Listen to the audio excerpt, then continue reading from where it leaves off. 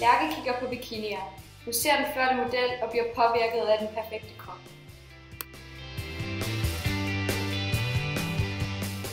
Lærkes gode veninde Eline kommer med kager.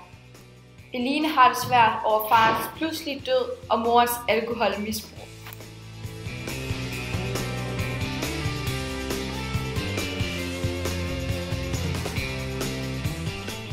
Eline tilbyder Lærke noget kage. Lærke siger nej tak og forklarer, at hun synes, hun er for tyk.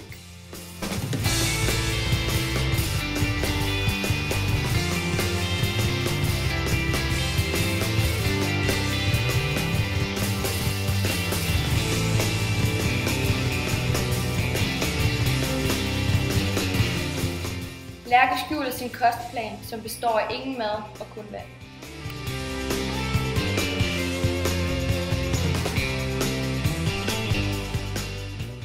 Eline tager sin daglige tur til bageren, hvor hun køber 3 trøfler og en masse flødekager.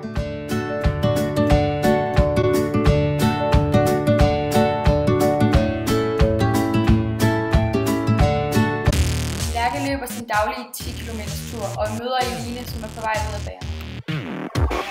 Lærke bliver svimmel på grund af sin underernærede krop. Det er hårdt, Lærke! Lærke ignorerer stemmen i sit hoved og løber 10 km mere. Et år senere. Lærke har tabt 15 kilo, og Eline har taget 15 kilo på.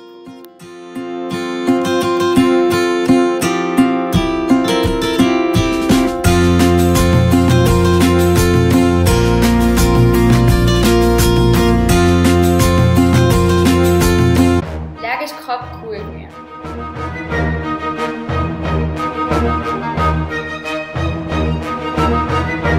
Lærke overlevede desværre ikke sin spiseforstyrrelse, og Eline er nu i behandling og får professionel hjælp. Lærke er et eksempel på, hvor galt det kan gå, hvis man ikke får hjælp i tide.